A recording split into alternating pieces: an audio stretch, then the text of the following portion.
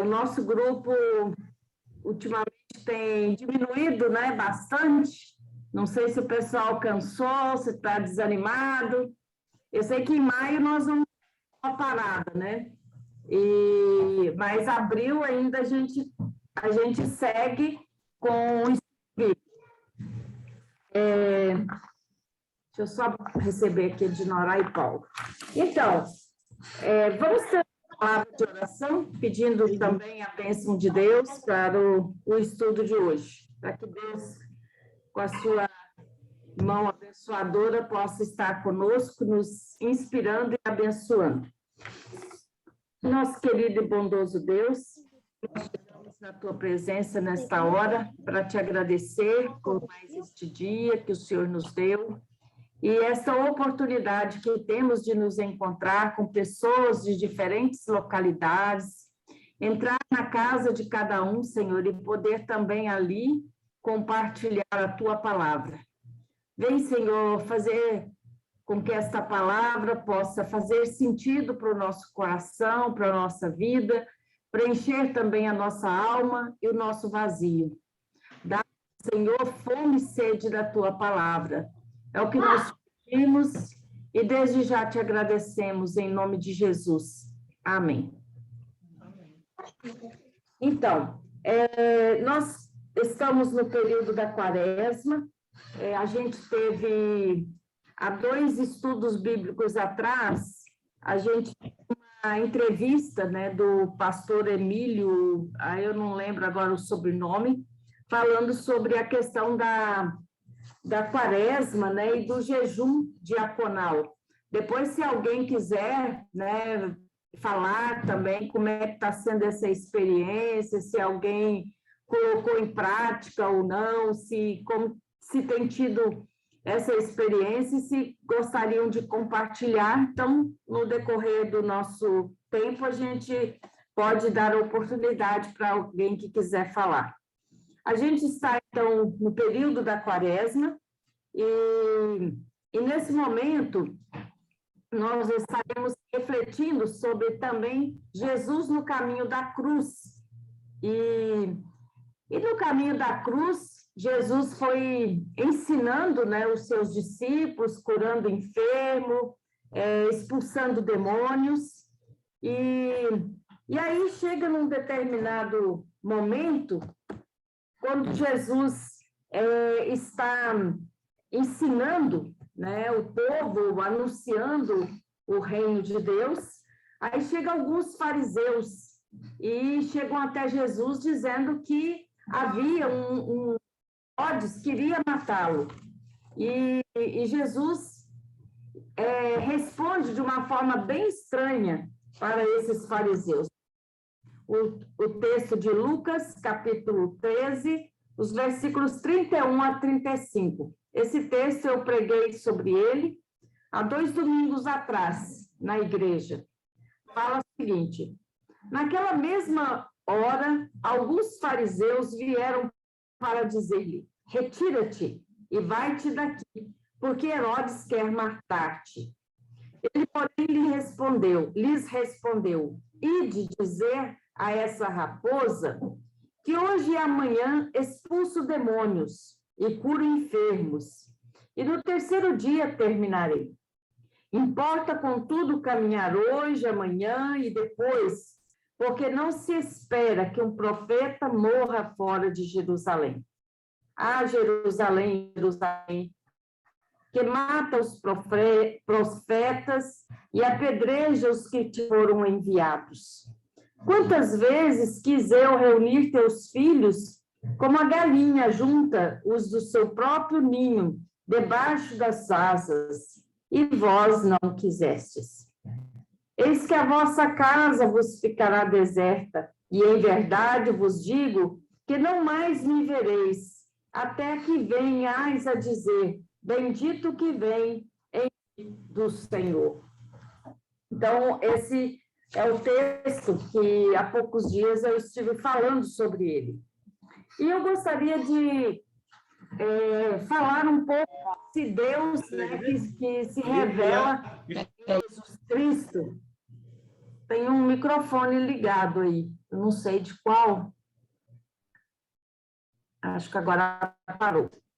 Bom, mas assim, o Deus que se revela em Jesus Cristo, que é o Deus abscôndito, que, segundo Lutero, era o Deus oculto, o Deus que se esconde. E é interessante que quando a gente olha o ensinamento de Jesus no caminho da cruz, a gente dificilmente poderia ali ver com os nossos olhos humanos Deus revelado em Jesus Cristo, porque é um Deus sofredor, é um Deus que vazia da sua glória para assumir, né, a forma humana e para passar pela dor da zombaria, a dor da crueldade dos soldados romanos, de Pilatos, e bem, agora a gente percebe que tem um grupo de fariseus que eram simpáticos a Jesus, e eles então estão preocupados com a segurança de Jesus, e vão até ele e dizem, olha, Herodes está querendo matar.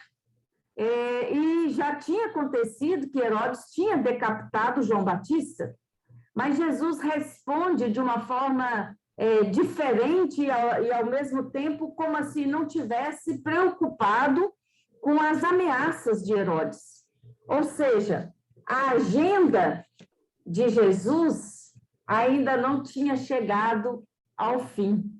Ele tinha ainda muita coisa a cumprir até chegar o dia dele ir para junto do Pai. E aí eu trago essa reflexão sobre a nossa agenda humana e a de Deus. A Bíblia diz lá em Provérbios 16 que o ser humano, o homem pode fazer planos, mas a resposta certa vem do Senhor. A resposta certa dos lábios vem do Senhor. Podemos planejar muitas coisas, mas se vamos executar, só Deus sabe. Só Deus sabe. Mas Jesus mostra ali, né, diante dos fariseus, manda eles dizer a Herodes, né, de uma forma até muito peculiar, chamando Herodes de raposa, né? Vai dizer a essa raposa que hoje, amanhã, eu curo enfermos, eu expulso demônios, e só depois é que eu vou cumprir o meu tempo. Ainda não estava na hora. Quando Jesus chama de raposa, ele está zombando de Herodes, porque a figura, a linguagem de raposa era conhecido como astúcia, pela astúcia, mas também um animal sem muita importância, né? E Jesus está meio que dizendo assim, olha, não estou preocupado com as ameaças de Herodes, porque eu estou aqui cumprindo a agenda do meu Pai. Eu estou cumprindo os planos do meu Pai. Por isso, eu tenho ainda que curar hoje, amanhã, trabalhar hoje, amanhã, porque um profeta não é bom que ele morra fora de Jerusalém. E referindo a tantos e tantos profetas que haviam sido mortos ali pelo próprio povo judeu, pela liderança judaica. E aí a gente percebe de que nesse texto a gente vê como que é importante refletir sobre o Jesus da Quaresma, o Jesus sofredor. Muitas vezes nós queremos lembrar somente do Jesus como rei, rei dos reis, senhor dos senhores, e ele é o rei dos reis, senhor dos senhores. Mas ele também é o Filho de Deus, o servo sofredor, segundo Isaías, que retrata Jesus como servo sofredor. Por isso eu falo aqui da figura do Deus abscôndito, o Deus escondido na pessoa de Jesus, que se revela em Jesus. Ou seja, é como se, para algumas pessoas, e principalmente para algumas lideranças ali do povo judeu, eles não conseguiam ver em Jesus o Filho de Deus. Eles não conseguiam enxergar a grandeza de Deus revelado em Jesus Cristo, porque eles esperavam um Filho de Deus de uma forma pomposa, diferente como Jesus veio. Jesus veio na humildade, no seu nascimento, na sua vida, né? Nos seus ministros, né? Que os seus discípulos, seus apóstolos, eram constituídos por pessoas simples, pessoas do povo, pessoas honestas, trabalhadoras, né? Era o grupo que Jesus andava.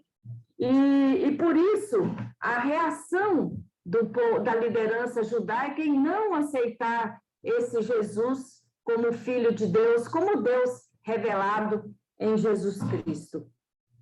E Jesus, então, avisa que vai cumprir a sua missão, independente das oposições.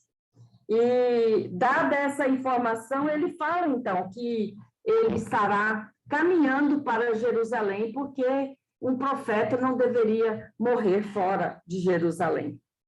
E depois, 6 anos, né, a gente podia perguntar, será que todos os discípulos sabiam, consciência de quem Jesus era, de qual eram os planos de Deus na vida de Jesus? Eu acho que nem todos os discípulos conseguiam aceitar também o fim trágico de Jesus na cruz. Tanto é que Pedro tenta tirar Jesus de cabeça de ir para Jerusalém.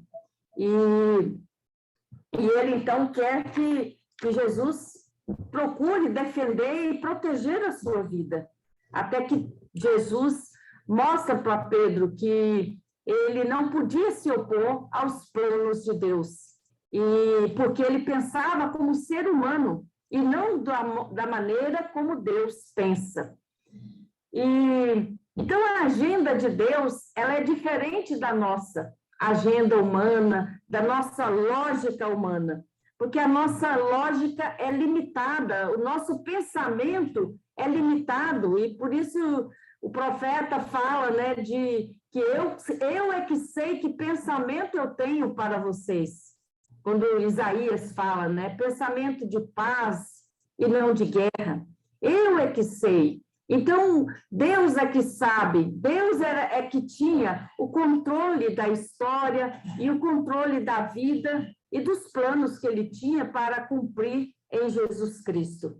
Então, muitas vezes, os nossos pensamentos nem sempre são os pensamentos de Deus.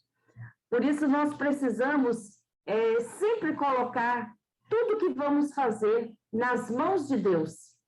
Planejar, sim, podemos planejar e devemos planejar, mas saber que os pensamentos de Deus são mais altos que os nossos pensamentos e os planos de Deus são mais altos que os nossos planos, porque os nossos são limitados. Nós vemos apenas um pedaço da história e Deus tem a história como um todo, como um inteiro. Eu fico pensando, toda vez que a gente toma banho no banheiro, quem tem espelho, né, na pia do banheiro, sabe? Quando a gente sai do chuveiro, o espelho está todo embaçado. A gente não consegue se ver no espelho, porque ele está embaçado pelo vapor da água quente.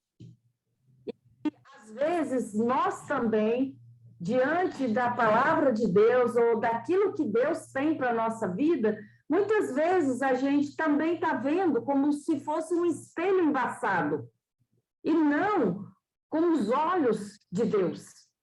Então, às vezes a gente consegue ver de forma apenas limitada, uma parte apenas, como diz o próprio apóstolo Paulo, em 1 Coríntios 13, que nós vemos como num espelho, de forma obscura, embaçada, mas Deus nos vê por inteiro. E Deus vê com clareza aquilo que Ele realmente quer para cada um de nós. E diante de Jerusalém, Jesus, então, lamenta a crueldade, a maldade daquele povo, pelo qual os profetas tanto avisaram, tanto falaram dos planos de Deus. E o próprio Jesus, quantas e quantas vezes, pregou no templo, anunciou a liderança, né, do templo, o reino de Deus. Mas essas pessoas não conseguiam enxergar aquilo que Jesus anunciava. E aí Jesus fala dessa figura da galinha, né? Ah, Jerusalém, Jerusalém que mata os profetas. Quantas vezes eu quis ajuntar vocês como uma galinha, junta os seus pintinhos debaixo das suas asas, e vós não quiseste. Quem já morou na roça sabe, né, como é a figura da galinha quando ela vê um perigo, um animal que chega, uma cobra, né, que ameaça os seus pintinhos, ela sai chamando, né, avisando eles de uma forma diferente, que eles sabem que tem perigo e que eles precisam ir ao encontro da mãe para ser protegidos. E quando eles chegam, a mãe protege esses filhotes, os seus pintinhos. Aí eu no dia da pregação, ainda contei uma história que conta, né, no Canadá, uma época de muita seca e muita queimada. Um dia um fazendeiro que morava num sítio viu a queimada, foi chegando perto do lugar onde ele morava, e mesmo com todos os cuidados que ele tomou, o fogo chegou. E ele, então, tentou, de todas as formas, apagar aquele fogo, fazer formas de conter o incêndio, mas o incêndio veio e consumiu tudo. E no dia seguinte, ele foi procurar ver o que tudo tinha acontecido, e, de repente, viu uma fumaça lá longe. Ele vai ao encontro e vê uma fumaça, e quando ele olha, ele vai com o pau e levanta. Era uma galinha vermelha que tinha no meio do fogo, para proteger os seus pintinhos, ela tinha colocado todos debaixo das suas asas. Todos os pintinhos estavam ali vivos e ela estava morta. E essa história, que não sei se foi verídica mesmo, mas ela ilustra o fato de Jesus também ter morrido numa cruz, ele sofrendo o castigo que nós merecíamos. E aqueles que atendem o seu chamado, o seu convite, são salvos, né? Quem crê e for batizado será salvo. Quem não crê será condenado. Às vezes, nós também, como pais, mães, sempre queremos dar bons exemplos, bons ensinamentos para os nossos filhos. Mas, muitas vezes, pode acontecer. Assim como um pintinho, um franguinho, um animal pode se rebelar e não atender o chamado da mãe e do pai de andar num bom caminho, também pode, às vezes, se machucar por escolher um caminho errado, um caminho não seguro, por não escolher a obediência.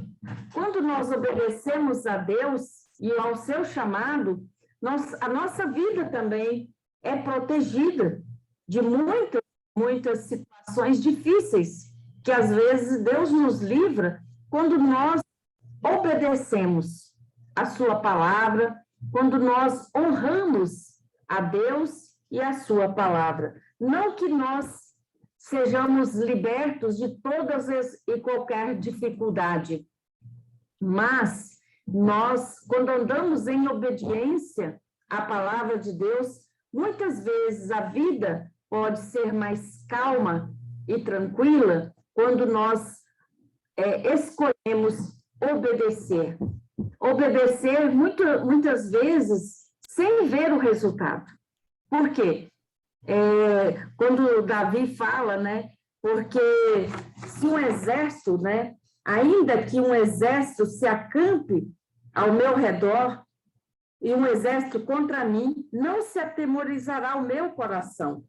E se estourar contra mim a guerra, ainda assim terei confiança. Ou seja, eu não preciso saber de tudo o que vai acontecer, mas eu posso confiar de todo o meu coração no Deus que cuida de mim.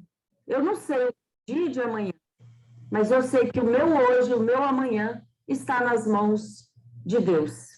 E Ele tem em suas mãos o nosso hoje e o nosso amanhã. E essa confiança de Davi não foi porque ele não passasse por dificuldades, por lutas e por sofrimento. Sim, passou, e por muitas, mas ele sentia também o cuidado amoroso de Deus, a intimidade que ele tinha com Deus, de andar diariamente, de falar com Deus diariamente. Então, ele vivia também em intimidade com Deus. E essa confiança deve ser o cuidado amoroso de Deus na vida de Davi. E assim também com Jesus, nós experimentamos também esse cuidado amoroso em nossa vida. Alguém gostaria de colocar alguma pergunta, alguma colocação a partir desse texto?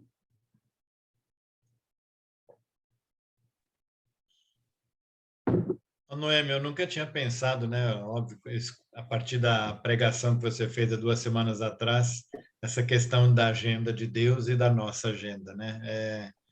Eu acho bastante criativa essa comparação e realmente eu creio que muitas vezes a nossa agenda de cristã, de cristão, bate com a agenda de Deus, mas de vez em quando a gente põe coisas a mais ou coisas a menos na nossa agenda, comparando com a agenda de Deus para nós, né? Eu achei muito criativa e muito boa essa comparação. Uhum. Mais alguém?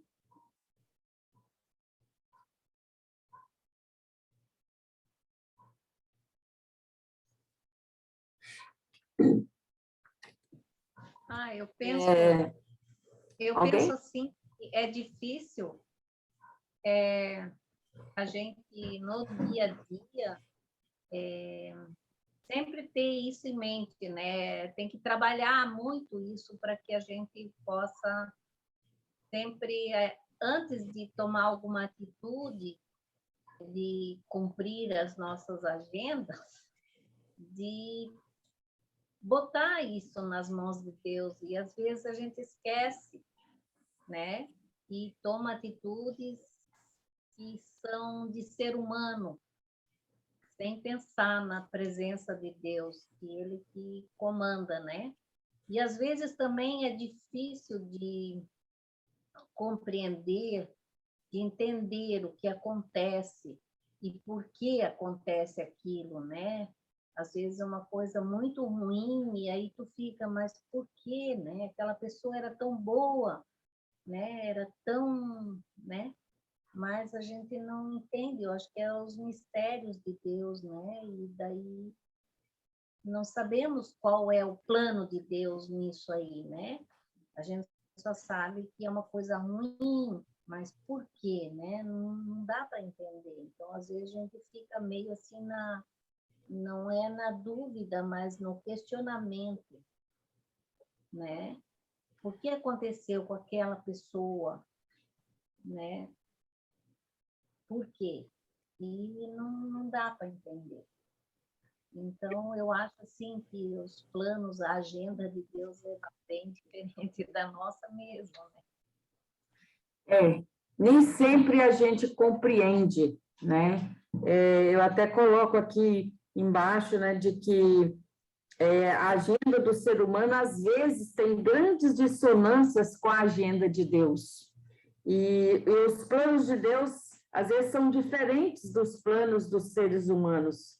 Então, por isso que a gente precisa sempre da palavra de Deus para ser a luz para guiar o nosso caminho. E eu acho bonito quando o salmista fala, no Salmo 119, versículo 105, lâmpada para os meus pés é a tua palavra e luz para os meus caminhos. E aí, quando a gente vê uma lâmpada, a lâmpada ela ilumina um espaço, né? Onde a gente está. Ou uma lamparina, uma vela, ela tem um farol muito perto, né? Muito para perto. A gente não vê o de longe. Se você está num lugar muito grande e escuro e só tem uma lâmpada, você vai usar ela para bem perto de você. Porque se você for longe, você vai ter dificuldade, né? Para poder enxergar as coisas.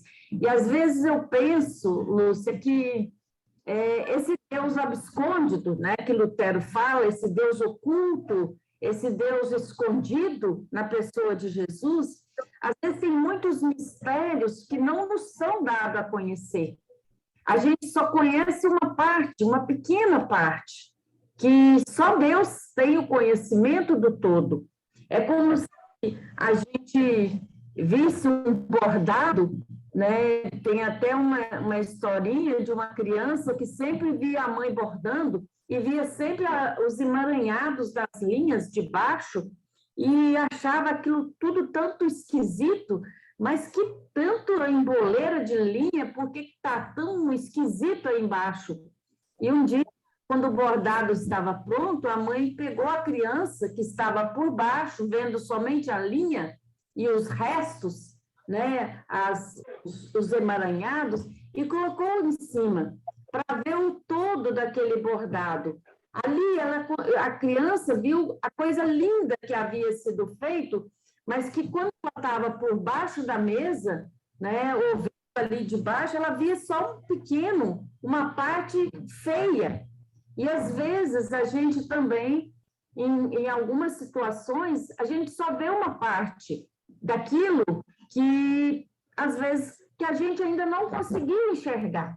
Só depois, às vezes, os anos, quando passam, é que a gente vai entender o porquê que, às vezes, aconteceu. E tem coisa que talvez nunca a gente entenda, né? Só talvez no porvir a gente vai entender aquilo que Deus quer nos revelar.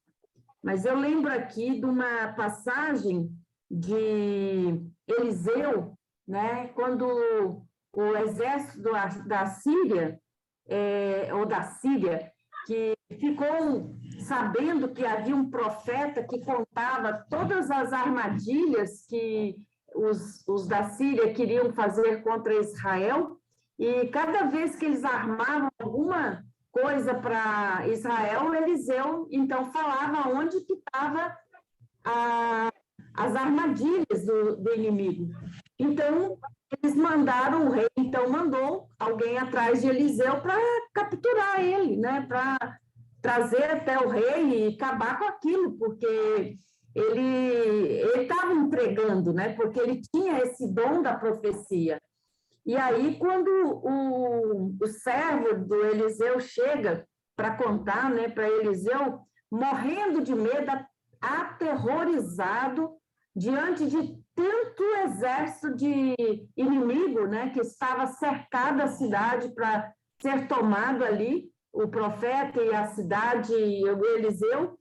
E aí o Eliseu vira para o servo e diz assim, ora, né, a Deus e fala, Senhor, abre os olhos dele, para que ele veja que nos montes há muito mais dos que estão conosco do que os que estão contra nós. E quando o servo abriu os olhos, ele viu uma carruagem de fogo, né, anjos ali cercando toda aquela casa.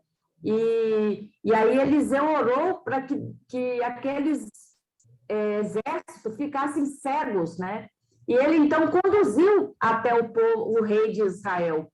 E veja só, que como Deus, quando Ele quer, Ele faz, né? Através de uma pessoa, né? Não houve paz em Israel.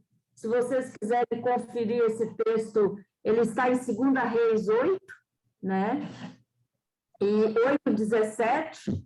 E é muito bonito quando o próprio Eliseu fala o que o rei tinha que fazer com esses exércitos, não matar, não deixar eles com fome, tratar com respeito, dar comida e despedi-los para a sua casa. E mais, né? Aquele rei mandou invadir Israel novamente. Então eu vejo assim que Deus tem formas de agir, de uma hora é de um jeito, outra hora é de outro, né? Mas nem sempre nós temos a certeza de como ele vai agir, porque ele tem os seus mistérios, né? Tem os seus mistérios. Mais alguém? Agora, na minha cirurgia, eu tive uma experiência que, depois de passado, eu falei assim, eu agora tenho que fazer a cirurgia do quadril, né? Já está marcado. Aí eu disse assim, eu estou mais com medo dessa cirurgia, que vai doer muito mais do que a cirurgia do coração. O coração não dói. Aí meu filho falou assim, mas mãe, a senhora não entende, olha o perigo que a senhora passou em operar o coração e o quadril é só o quadril. Eu falei assim, não, senhor, o quadril não é só o quadril, não. Eu sei a dor que eu vou passar depois da cirurgia e o coração não vai doer. Mas, mãe, o coração é um órgão importante, se ele parar, parou. Eu só falei com ele assim, meu filho, quem tem fé, tem fé. Se eu tiver que morrer, eu vou morrer no coração, não importa o que vai fazer, mas a situação. Então, eu não tive medo nenhum da cirurgia cardíaca, nenhum, porque eu sabia que era uma cirurgia que não ia ser dolorosa. Se era perigosa, isso eu não estava olhando, porque eu estava dormindo mesmo, eu não sabia o que ele estava fazendo, mas o quadril, sim, eu sei que vai doer muito, né? Quer dizer, eu acredito que eles vão aliviar um pouco, mas é diferente. Então, a confiança que a gente tem de saber que tem um Deus tomando conta. E não importa a cirurgia, se assim ou se assim, é do mesmo jeito. O que tiver que acontecer, vai acontecer. E eu fui tranquila, numa boa, sem medo nenhum. A única medo que eu tenho agora é depois a dor. Essa eu tenho medo, mas a cirurgia não, para mim é diferente, né? Porque ele toma conta, ele é o dono. E o resto é o resto. Não importa. E isso eu mesmo. acho que é dessa maneira que a gente tem que ver coisas. Aqui, para Deus é importante a nossa vida. O que vem depois, as dores e tudo, isso faz parte da situação, né? Mas se você vai morrer, você vai ficar vivo, outra coisa. Eu tenho medo, sim, da dor. A dor eu não gosto de sentir. Agora, o resto, se eu estou em perigo, se eu não estou, isso para mim não importa. A gente é a diferença, né? Quando a gente porque se você não confiar, tem. Você não poder te acudir em certas situações, né? Só ele. E é só ele que vai resolver o negócio. Uhum. Muito obrigada, Henriqueta, por também colocar aqui o seu testemunho, sua experiência. Eu sempre falo, né, quando as pessoas vão para alguma cirurgia, alguma situação difícil, né, que coloque, né, a sua vida nas mãos de Deus e confie, né, porque é só mesmo na fé que a gente tem em Deus e na confiança é que o nosso coração acaba ficando em paz, né? Porque Jesus disse também, né? No mundo tereis aflições, mas tem de bom ânimo. Cada família, às vezes a gente que trabalha assim com pessoas e igreja e diversas situações, a gente sabe das lutas, né? De cada família, de cada pessoa. Um é a questão da saúde, outro é a questão familiar, outra é a questão da falta de dinheiro, de emprego, de comida, né? Às vezes a falta do alimento em casa. Às vezes eu lido com famílias que às vezes a criança está doente, não tem, leva no médico, vai no posto, não tem medicamento. Então, às vezes a pessoa fica desesperada, sem saber o que fazer, né? Para conseguir um antibiótico para a criança. Então, são situações que a gente vive, a gente acompanha, a gente vê, né? Que são dificuldades diferentes, mas significa que cada pessoa não passe por lutas, né? Por aflições.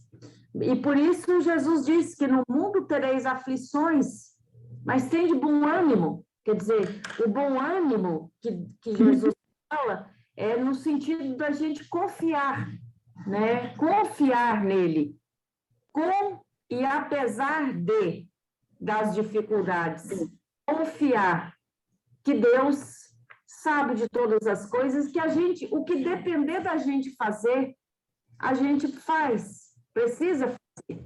Mas às vezes tem outras situações que não nos cabe, né? Então a gente tem que confiar, entregar nas mãos de Deus, né? Para que Deus possa cuidar e ver aquilo que vai acontecer, né?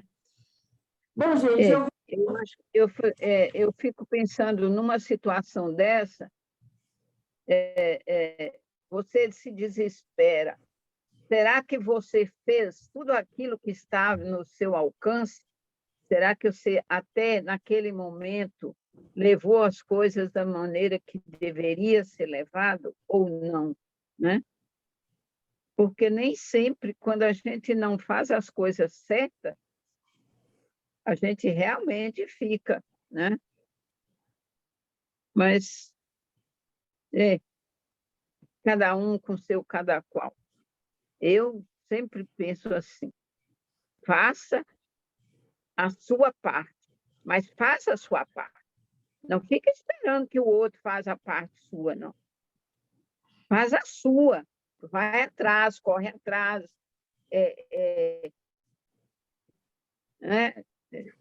sei lá, bate o joelho no chão e ora de maneira certa, vê o que você está fazendo, vê o que você fez para chegar naquela situação, porque nem sempre, não é que eu queira ser melhor ou pior do que ninguém, não é isso. É que você tem que fazer as coisas, se esforçar, subir as escadas que você tem que subir ou descer, que você tem que descer, e fazer de acordo com aquilo que tem que ser.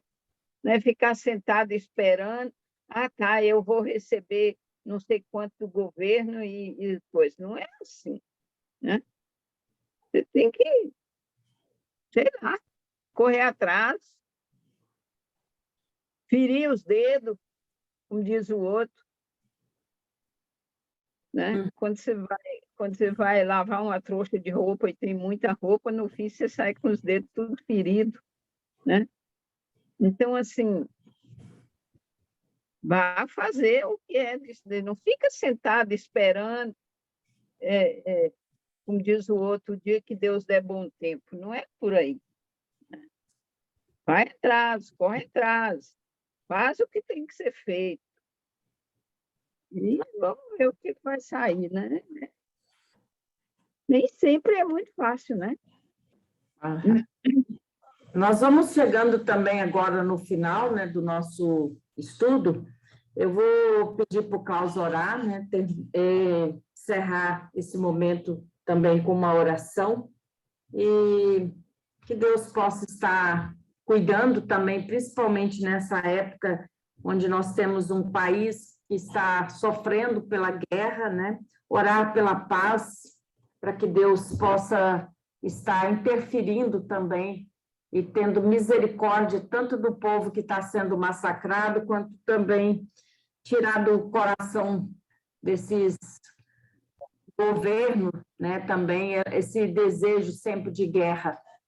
E pela saúde de das nossas famílias, saúde tanto familiar quanto emocional, né, espiritual, que Deus possa estar abençoando. Fechemos nossos olhos e oremos.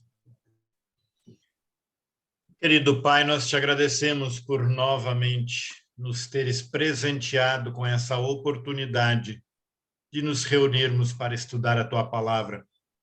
Tu sabes muito bem da importância da tua palavra em nossa vida e de sempre de novo nos prepararmos para conhecer melhor a tua palavra e também sermos rememorados para sabermos aquilo que estamos fazendo certo ou errado.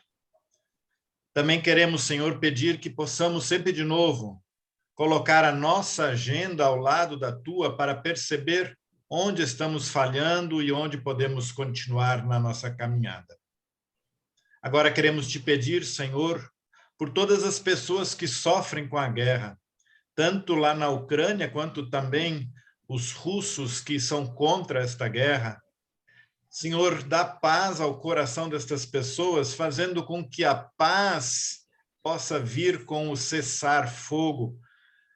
É muito sofrimento que a gente percebe lá, Senhor. Nós te pedimos que o teu poder possa fazer a diferença, de forma especial, na mente dessas pessoas poderosas que acham que podem fazer o que bem entendem.